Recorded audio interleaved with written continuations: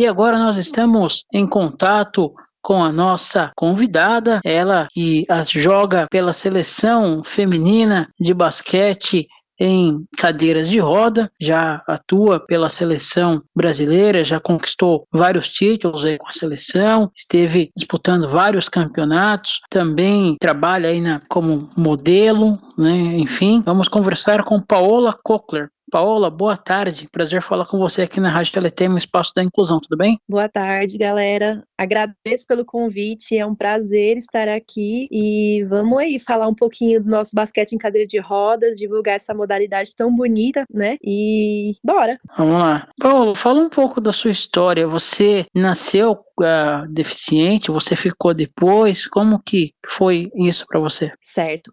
Eu nasci com a deficiência, né? Eu tive uma formação congênita. E nada mais que é uma má formação, o meu caso é uma má formação do fêmur. Então, o meu fêmur não se desenvolveu normalmente, o que acarretou na perna inteira não se desenvolver normalmente, né? Então, é como se eu fosse amputada acima do joelho, né? Para deixar mais fácil. Então, eu já nasci com a deficiência e passei por algumas cirurgias, né, de correção logo na infância. Eu tinha o pezinho, né, porque como o fêmur não se desenvolveu, o restante da perna é como se tivesse se desenvolvido mais para cima. Então eu fiz a amputação do pé para que eu pudesse utilizar prótese com 3 anos. Então, a minha deficiência realmente ela é de nascença. Eu já fui me adaptando, né, ao longo da vida. E o esporte ele acabou nascendo justamente dessa adaptação, né, dessa necessidade de adaptação. Além do esporte, antes da gente entrar nessa questão do esporte, como que foi para você essa adaptação quando criança, né? Você teve algum tipo de bullying, teve algum tipo de problema com os amigos na escola? Como é que foi isso? Isso é, inclusive, uma questão de muito debate, né? Porque sempre fica na cabeça das pessoas, mas quando a pessoa nasce com a deficiência, é muito mais fácil a adaptação, né? É muito mais fácil de se adaptar quando a pessoa já nasce com a deficiência, é muito mais difícil quando a pessoa fica deficiente ao longo da vida. E eu sempre coloco essa questão, né? Será realmente que é tão mais fácil assim, né? Imagina para você explicar para uma criança, né? Para uma criança de 5, 6 anos, que ela é diferente das outras crianças ou que ela não vai conseguir correr igual as outras crianças, não vai conseguir brincar igual as outras crianças. Imagina como é a cabeça de uma criança nesse período, né? E como é a cabeça da família para conseguir tratar desse tema, principalmente quando as pessoas não têm acesso à informação. Para mim, graças a Deus, eu tive uma família muito saudável, no sentido de que eles nunca mentiram para mim. A minha família, ela sempre deixou as coisas muito, muito claras para mim. Olha, Paola, você vai usar uma prótese, você não vai conseguir andar igual a todas as outras crianças, você vai ter dificuldade em algumas situações, mas você vai precisar aprender a fazer as coisas da sua maneira e do seu jeito, né? Então, a minha família, ela sempre foi muito clara comigo nesse ponto. Então, eu sempre encarei a coisa dessa maneira. Isso não significa que eu não tenha passado por vários processos ao longo da infância e da adolescência, né? Nós sabemos que as crianças elas não sabem lidar com o que é diferente, e se elas não aprendem, né, desde casa, a lidar com a pessoa com deficiência ou com qualquer outro tipo de situação diferente que elas encontram na vida delas, elas tratam aquilo como crianças, né? Então eu passei realmente por várias situações de bullying durante o período da escola, tanto na parte infantil quanto na parte quando eu fiquei mais adolescente. Então foram situações que eu tive que ter muito apoio da minha família para conseguir lidar com aquela situação, né? Sem que aquilo me gerasse algum tipo de trauma, né? Sempre tem aquela brincadeira de ai, perneta, ai, não corre, ai, não tem perna, ai, já dos apelidos e tudo mais. Então, tipo, isso fez parte, sim, né? Foram momentos dolorosos da minha vida, sim, mas que pelo fato da minha família ser muito ligada a mim e saber trabalhar bem a minha cabeça nesse momento, isso não me gerou um trauma. Isso me gerou uma vontade de querer mais, né? De mostrar para aquelas pessoas que eu não era aquilo que elas estavam falando. E realmente já foi aí que entrou o esporte, porque o bullying ele não é somente a questão do bullying, é a questão do afastamento infantil, principalmente nas escolas. Eu tinha professores que não sabiam lidar comigo, né? E olha que eu sou uma pessoa que usava uma prótese, eu só usava uma prótese. Então eu caminhava normalmente da minha forma, né? Eu caminhava, eu conseguia até que correr um pouquinho, e muitas vezes eu era deixada de lado nas aulas de educação física, nas brincadeiras, eu era sempre a goleira, ou então eu acabava ficando de cantinho, e essa era uma situação que me incomodava, né? Eu não conseguia visualizar, mesmo criança, eu com 7 anos, eu não conseguia visualizar essa situação como normal. Eu queria participar, eu queria brincar, eu queria estar junto nas brincadeiras, e aquilo me incomodava num nível onde eu cheguei realmente num médico em uma consulta de rotina, e virei pra ele, cortei minha mãe, que ela tava falando de outra coisa, cortei minha mãe e falei: doutor, deixa eu te perguntar uma coisa, eu não posso fazer algum esporte, não? Não tem esporte nenhum que eu possa fazer aqui, não? E foi aí realmente que começou o meu desenvolvimento dentro do esporte. Ele me indicou para natação na época, e o esporte ele surgiu para suprir essa necessidade, essa falta que eu tinha, principalmente no âmbito escolar. Realmente essa questão do âmbito escolar, eu também passei por isso.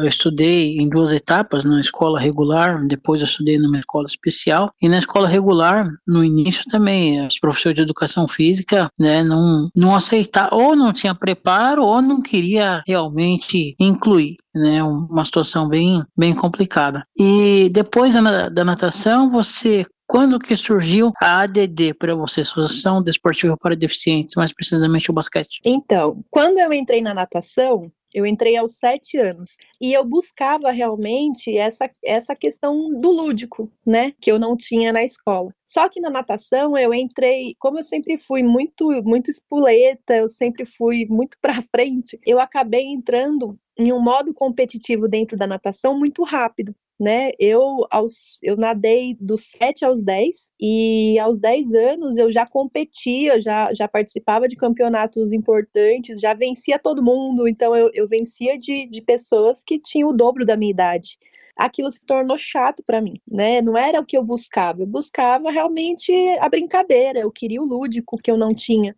E foi nesse período dos 10, 11 anos, que a minha mãe encontrou a ADD, Associação Desportiva para Deficientes, e na ADD eles tinham a segunda equipe infantil de basquete em cadeira de rodas, que na verdade não era exatamente voltado para o basquete em cadeira de rodas, e sim para aquilo que eu queria, né, que é o lúdico, era a brincadeira, era o corre-cutia, esconde-esconde, pega-pega, brincadeiras com bola, queimada. Então, era muito mais voltado para o lúdico, porque eram crianças, né? Eles estavam trabalhando com crianças, e ali se tornou o que eu queria. Só que ali também eu dei de cara e eu enfrentei o meu primeiro preconceito, porque o basquete ele é feito em cadeira de rodas, né? E eu não usava a cadeira de rodas naquele momento. Eu andava, eu usava uma prótese. E quando eu olhei para a cadeira de rodas no primeiro momento, eu virei para aquilo, me deu um desespero. Eu falei: eu não vou sentar nisso, eu não vou me diminuir, eu não vou sentar. Para que eu vou sentar numa cadeira? Eu ando, eu faço minhas coisas, eu consigo correr, e eu quis ir embora. E aí a minha mãe virou para mim e falou assim: você veio até aqui, agora você vai pelo menos sentar e experimentar. E ela me fez sentar na cadeira de rodas, eu sentei emburrada, e eu toquei a cadeira de rodas pela primeira vez, e eu me apaixonei. A cadeira, ali naquele momento, ela me deu uma liberdade que a prótese não me dava, né? E eu consegui ter aquilo que eu queria e que eu esperava, que era a velocidade, né, a brincadeira. A cadeira de basquete em cadeira de rodas, ela é diferente das cadeiras convencionais, tá? Ela tem as rodas mais inclinadas, para que a cadeira ela pegue velocidade, para que ela consiga fazer curva. Então, ela é diferente, né? Ela dá muito mais velocidade. E quando eu sentei naquela cadeira a primeira vez, eu me apaixonei perdidamente. E aí realmente iniciamos com a equipe, com aquela equipe infantil, de uma forma lúdica, inicialmente, que acabou suprindo aquilo que eu esperava na escola, e inclusive acabou me tornando muito mais questionadora, porque eu entendi que se eu podia fazer tudo aquilo na cadeira de rodas no dia do treino, eu podia fazer tudo aquilo dentro da escola. Então, o esporte já naquele momento, ele me transformou em uma pessoa muito mais questionadora e que impunha realmente, eu quero participar, eu quero estar junto, eu quero brincar também. E eu acredito que aquele momento ele foi muito importante para mim, para realmente que eu visse que eu era capaz, né? A entrada no esporte daquela maneira que foi, ela realmente abriu as portas para mim e tirou uma viseira, né, do meu rosto e falou assim, não, você pode, você dá o seu jeito, você consegue. Para os nossos ouvintes que não têm muito conhecimento sobre isso, a cadeira de roda do basquete, ela é feita aqui no Brasil ou ela vem de fora? Então, nós temos várias empresas que trabalham, né, com as cadeiras de basquete e cadeira de rodas. Nós temos empresas que são nacionais e nós temos empresas que são importadas. No meu caso, eu utilizo a Jumper, né, que é uma empresa nacional, a fabricação dela é completamente nacional. E, inclusive, a minha cadeira ela foi desenvolvida junto comigo, né? Porque, para que as pessoas entendam, o basquete em cadeira de rodas, cada pessoa que joga precisa ter a sua própria cadeira, né? Por quê? Porque ninguém é igual a ninguém. Então, o formato do corpo, a forma que a pessoa joga, o tamanho da pessoa, tudo influencia quando você vai fazer a cadeira. Então, você faz uma cadeira específica para o seu corpo, para o seu biotipo, para o jeito que você joga. Se você joga como armador, pivô, ala, então a cadeira ela tem que ser específica para você.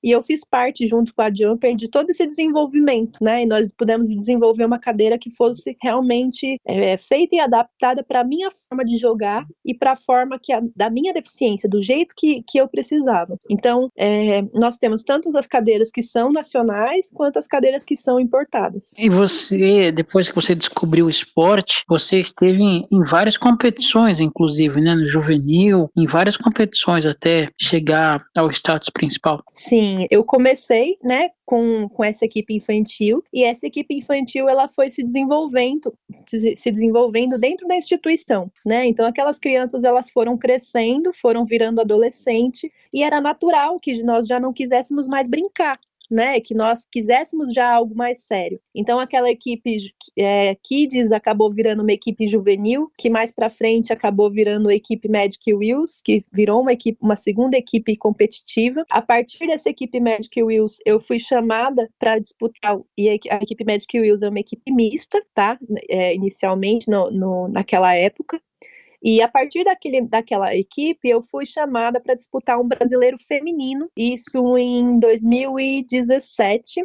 Eu fui disputar o meu primeiro brasileiro feminino com a seleção paulista, né? Nós nos juntamos, eram meninas de vários lugares do estado, de São Paulo, que se juntaram em uma equipe para participar do brasileiro feminino. E eu fui para esse campeonato achando que eu seria banco. Eu falei assim, não, meu primeiro campeonato, eu vou ser banco, eu vou ser reserva. Fui lá achando que eu ia passear. Cheguei lá, eu acabei entrando por uma questão de necessidade, joguei bem e acabei ganhando, né, consequentemente, o meu lugar como titular dentro da equipe. Fui destaque do campeonato, joguei um campeonato muito bem, e nesse campeonato o treinador da seleção brasileira conversou com a minha mãe, que tinha ido comigo para esse campeonato, e falou que era para eu continuar treinando, que eu teria oportunidade na seleção, que eu fui vista, que eu não desistisse porque eu teria oportunidade da seleção. O nome desse treinador era o Wilson Caju. E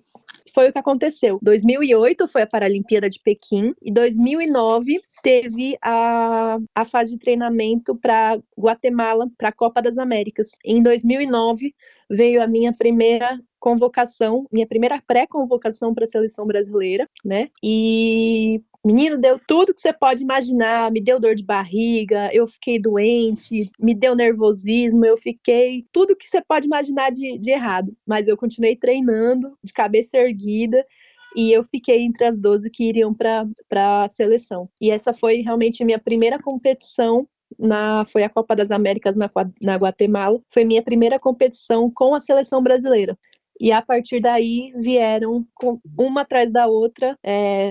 Foi a Copa das Américas, depois foi o Mundial, meu primeiro Parapan, onde nós fomos medalhistas de terceiro lugar no Parapan, Paralimpíada de Londres, onde foi o sonho da minha vida, era participar de uma Paralimpíada.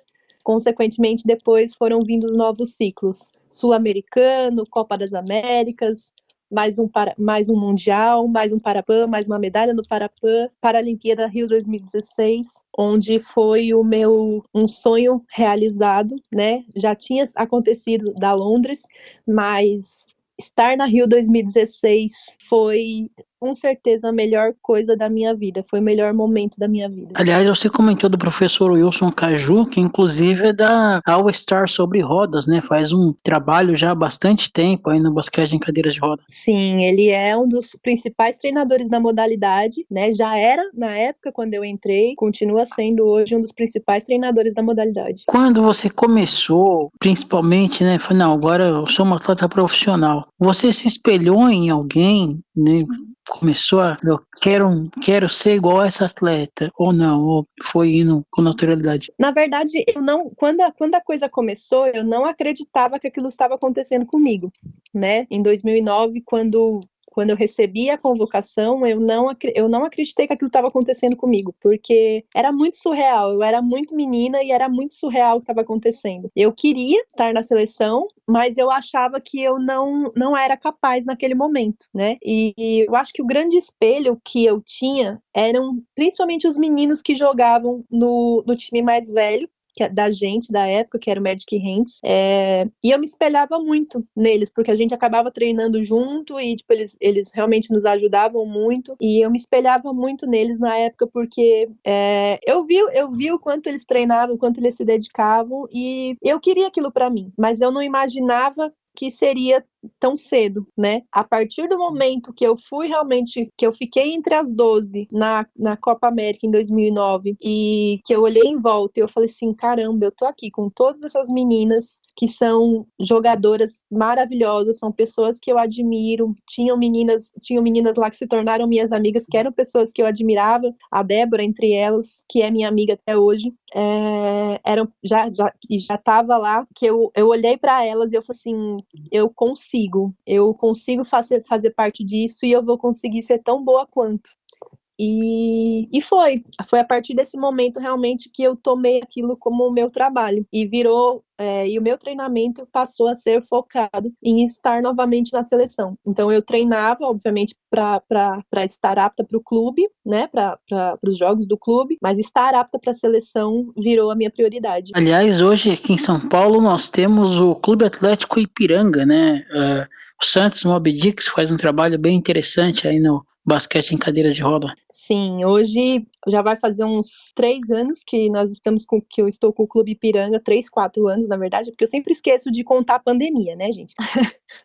Foram 2 anos aí que foram minados da minha vida, mas já estamos juntos há uns 4 anos e o Clube Ipiranga é uma equipe mista, né? Hoje nós temos 5 meninas e o restante são meninos, nós temos em torno aí de 12, 13 meninos e 5 meninas, e o Carlos, ele, que é o meu treinador hoje, ele vem fazendo um trabalho sensacional, e um dos motivos, né, pelo qual se eu estou apta para a seleção é por conta do trabalho dele. Aliás, um grande abraço aí pro professor Carlos Gagliotti, que fez a ponte, também Paulo Jamelli, que inclusive conversou com a gente ano passado, também um dos apoiadores aí desse trabalho. Agora, você falou da pandemia. Como é que foi para você, uma atleta, né, na época, ter que ficar parada nessa questão da pandemia? Como que você lidou com essa questão? Na verdade, eu transformei a minha casa em um centro de treinamento, né? Realmente transformei. Eu comprei uma tabela, eu tinha um quintal, né, que dava para eu colocar uma tabela. Eu coloquei uma tabela no quintal. Nós fizemos uns pesos de cimento. Fiz uma mini academia dentro de casa com aquilo que eu podia no quintal, e eu fazia realmente uma fase de treinamento dentro da minha casa. Eu estipulei para mim horários, horário de fazer academia, horário de arremesso e me mantive apta durante todo o período. Inclusive, eu trouxe a Gabriela, que é uma amiga minha de clube, ela divide clube comigo, também do Ipiranga, e ela foi para minha casa para passar um período da pandemia junto comigo, para que nós pudéssemos fazer isso juntas, né? Para que a gente não perdesse a gente estava num ano de véspera de uma competição importante, que era Tóquio, né? Então, era muito importante que a gente estivesse apta caso a gente pudesse voltar a treinar, né? E se a gente parasse simplesmente de treinar, eu sabia que o meu corpo não ia voltar da mesma maneira que ele estava. Então, nós montamos uma fase de treinamento onde nós tínhamos horário para comer, nós tínhamos aquilo que a gente podia comer, o que não podia, horários de estudo de quadra, horário de academia, horário de treinamento. Então, eu realmente foquei, né? Ao invés de eu parar a minha vida, eu foquei completamente no esporte para poder continuar rendendo quando tudo voltasse. E deu super certo. Que bom, graças a Deus. Aliás, grande Gabriela, eu sigo aí as postagens dela no Insta. Existe das meninas que você joga, alguma atleta que se destacou tanto que está jogando fora do Brasil ou não? Ou ficou restrito aqui no Brasil? Hoje nós temos inclusive ela divide clube comigo, porque eu jogo por 2 clubes diferentes. Eu jogo pelo Ipiranga, né, aqui em São Paulo, e jogo pelo Irefes, que é do Espírito Santo, que é um time completamente feminino, né? Então, os campeonatos mistos eu jogo pelo Clube Atlético Ipiranga, e os campeonatos que são femininos e seleção eu jogo pelo Irefes, que é do Espírito Santo. E eu tenho uma colega de equipe, que é a Max, e hoje ela joga na Itália. Pô, que legal, show de bola. E essa equipe do Irefes é a única equipe totalmente feminina? Não, nós temos várias equipes que são totalmente femininas. Nós temos o Irefes, que é do Espírito Santo, nós temos 2 do All-Star Rodas, que são de Belém do Pará, nós temos a ADSul, que é do Ceará. Então, nós temos outras equipes que geralmente formam uma equipe para o campeonato, né? Mas aqui em São Paulo, nós não temos uma equipe fixa somente feminina. Então, eu me desloco e jogo com essa equipe do Espírito Santo. E como que é as dificuldades de jogar, no caso, uma equipe mista, né? A equipe mista, como que é a dificuldade para você, se é que as tem? As dificuldades de jogar para a mulher, de jogar numa equipe mista, é porque, assim, a mulher, ela acaba perdendo em algumas situações. Então, por exemplo, a nossa velocidade não é igual à velocidade de um homem, a agilidade com a cadeira não é igual à agilidade de um homem, a força não é igual à força de um homem. Porém, nós acabamos ganhando em outros fatores, né? A mulher, ela acaba sendo muito mais calma, ela acaba liderando com mais facilidade. Então, aquilo que a gente perde de alguma maneira, a gente resolve e fortalece de outra forma. Então, cada um consegue entregar aquilo que faz melhor, e assim a equipe soma e a equipe ganha, né? Além disso, nós temos dentro do basquete uma classificação funcional. Cada atleta recebe uma classificação funcional de acordo com a sua deficiência, né, com a sua lesão e dificuldade de jogar. Então, essa classificação funcional, ela vai de 1 a 4,5. Quanto maior a lesão, quanto maior a deficiência, menor é a pontuação. Então, uma pessoa que tem muita deficiência, muita lesão e muita dificuldade de jogar, ela vai ser ponto 1. É o que acontece com lesado medular, geralmente o lesado que ele é quase tetra, que ele mexe pouquíssimo de tronco, ele vai ser um ponto 1. Agora, uma pessoa, por exemplo, que só tem um problema no pé ou tem uma amputação abaixo do joelho, ele vai ser 4,5. E assim nós vamos, né? Quanto maior vai subindo a deficiência, maior vai aumentando a pontuação. 1, 1,5, 2, 2,5 até o 4,5. No seu caso, você se enquadraria em qual delas? No meu caso, eu sou 3,5, que eu sou uma formação congênita, então eu tenho uma deficiência no quadril que me limita mais do que uma pessoa amputada. E aí, o que acontece? Essas pontuações, elas servem para acontecer uma somatória dentro de quadra. São 5 atletas dentro de quadra, esses 5 atletas têm que formar 14 pontos ou menos. Então, eu vou precisar ter um 4,5. Para ter um 4,5, eu vou precisar ter um ponto 1. Aí eu posso colocar um ponto 2, 1.3 e assim eu formo 14 pontos. Somando essas classificações, eu posso somar 14 pontos dentro de quadra. Quando eu tenho uma mulher ou mais em quadra, eu posso fazer uma somatória de 15 pontos. Então, colocar uma mulher em quadra me dá a vantagem de 1 ponto na somatória das classificações. Entendi. E vocês já chegaram a ter contato com o pessoal do basquete convencional? O contato ele é muito pouco, né? A gente tem pouquíssimos momentos onde a gente acaba se unindo. Tenho bastante contato com a Alessandra, né? Que foi jogadora de basquete andante, que ela é do Santos Mob Dicks, então a gente tem bastante contato, mas em geral, não. Coordenadora, né, inclusive nesse trabalho do Santos Mob Dicks. E agora falando das suas outras atribuições, né, como que foi para você entrar nessa carreira, um hobby, né, como você colocou, de modelo? Então, tanto a carreira de modelo como de palestrante, ela acabou surgindo de uma necessidade de me manter no esporte, né? Porque hoje é muito complicado da gente se manter no esporte através apenas do esporte, né? Então, a carreira de modelo, os eventos, essas coisas, elas realmente chegou para mim através de uma necessidade de ganhar dinheiro de alguma maneira para poder continuar fazendo aquilo que eu amo sem ter que parar o esporte. Então, eu consigo conciliar a carreira de modelo como a de palestrante também, junto com o esporte, sem precisar parar de treinar ou qualquer coisa do tipo. Como são momentos mais esporádicos, eu consigo conciliar os dois tranquilamente. E você faz muitos eventos, como que é essa questão da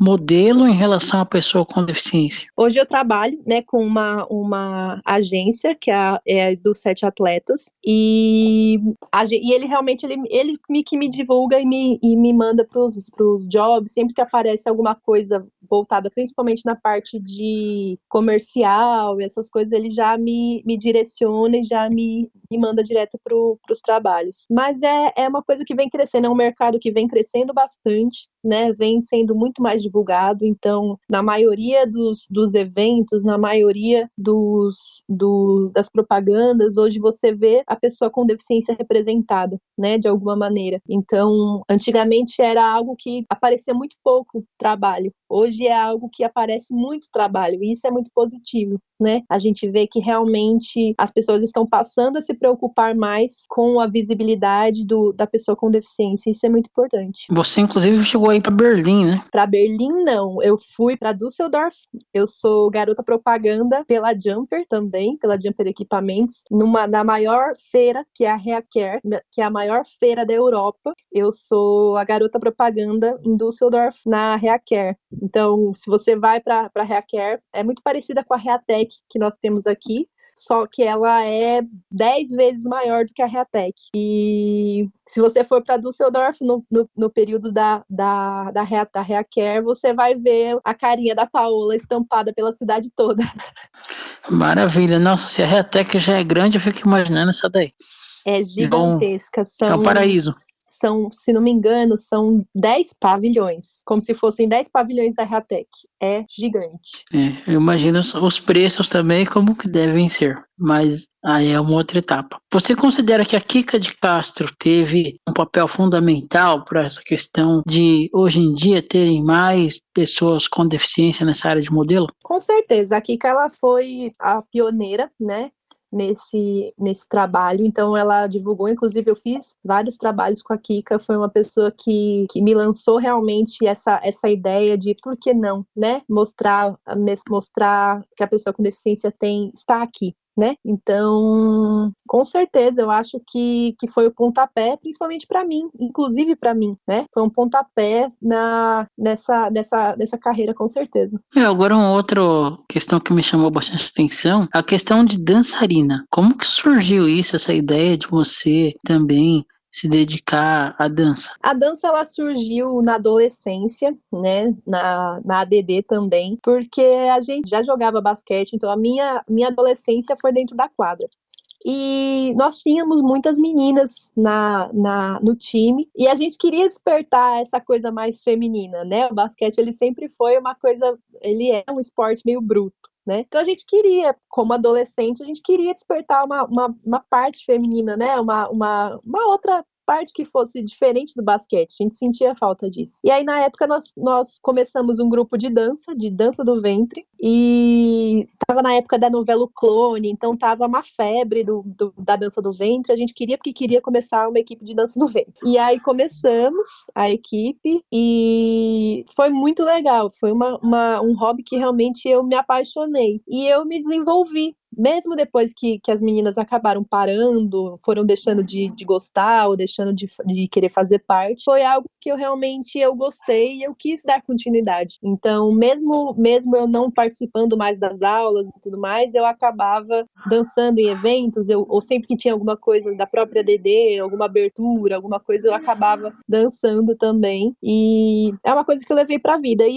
automaticamente a dança do ventre, ela puxou, né, a dança em si. Na verdade, eu não falo nem que é a dança em si, é a movimentação do corpo com a música, né? Porque eu não vou virar para você e falar assim, eu danço um estilo específico, porque não, eu me mexo.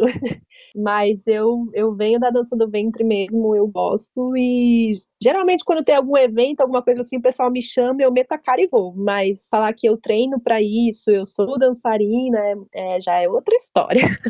Aí já que a dança realmente tem que viver para ela, né? É uma questão que tem que viver praticamente para isso. Mas que legal que você consegue se desenvolver também nessa ramificação tão importante, naquela época do clone, realmente, né, foi o ápice, né, que a turma das meninas queria se dedicar muito para isso. Daqui para frente, quais são os seus próximos projetos? O que você pensa em fazer além do esporte? É muito difícil falar além do esporte, porque eu acho que todos os meus projetos, eles estão vinculados ao esporte, né? Hoje eu trabalho com basquete, com o esporte, eu pretendo continuar nesse desenvolvimento. Estamos trabalhando agora em função de Paris, né? Esse ano é um ano de duas ou três competições muito importantes, que é o Mundial, agora em Dubai, e logo depois do Parapan-Americano, que é o que vai nos classificar para a Paralimpíada, para Paris. E então eu acho que a minha vida, além da questão da faculdade, porque eu também faço faculdade, eu tento, né?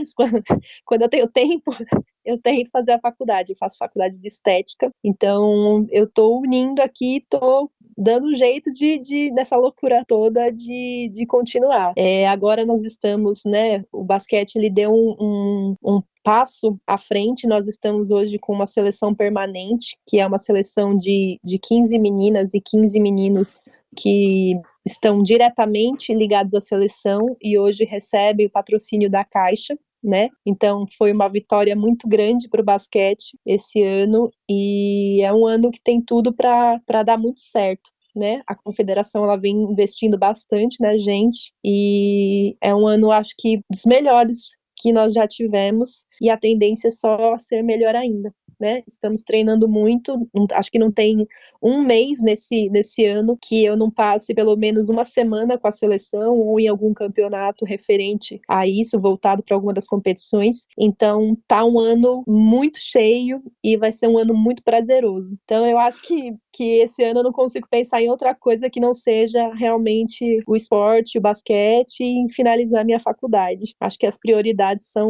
realmente são essas. E essa questão da faculdade, você faz ela EAD? Como que você lida, já que o basquete, né, tem os vários campeonatos, o Mundial, os outros campeonatos, como que você faz com a faculdade? A minha faculdade, ela é presencial, né? Mas como eu comecei ela e logo depois que a gente começou, veio a pandemia, então ela acabou sendo praticamente toda EAD, né? Então o que acabou me facilitando de certa forma. Mas ela é presencial, porque estética não tem como, né? Você tem que pegar, você tem que ter contato com o corpo, ter contato com a pele, então não tem jeito. Eu acabei empurrando toda a parte que realmente teria que ser o mão na massa agora pro final, e eu tô pegando todas as matérias, adiantando todas as matérias online que eu tenho nesse período que tá mais pesado por causa da seleção, e tô me virando nos 30.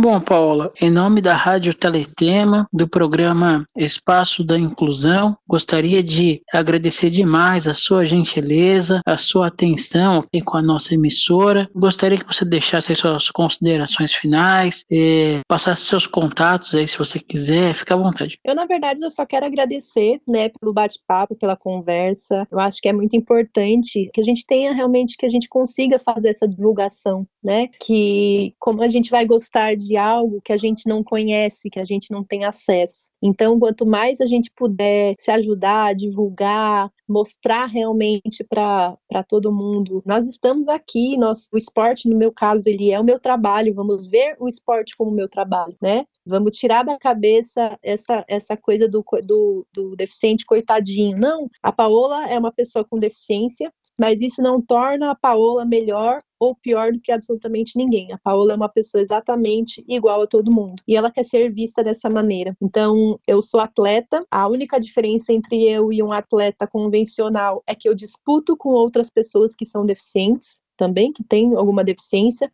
E essa é a única coisa que me difere de um atleta convencional. Então, quando a gente pensar na pessoa com deficiência, nós não temos que pensar no coitadinho. Nós temos que pensar na pessoa que está trabalhando, na pessoa que está saindo de casa, na pessoa que está se virando nos 30 para fazer uma faculdade. E é assim que nós devemos ser vistos e queremos ser vistos. Então, obrigada pela oportunidade, né? E estamos aí. Quem quiser acompanhar realmente, onde eu sou mais ativa é no Instagram. Então, o meu Instagram é Paola Klockler 14. Paola, Klokler 14. Então, quem puder compartilhar realmente, engajar comigo, quiser conversar, fazer alguma pergunta, eu estou sempre aberta, eu sempre respondo. E é isso, tamo junto. Ok, conversamos com a jogadora da Seleção Brasileira de Basquete em cadeiras de roda, palestrante, modelo, Paola Klockler, aqui na Rádio Teletema, programa Espaço da Inclusão.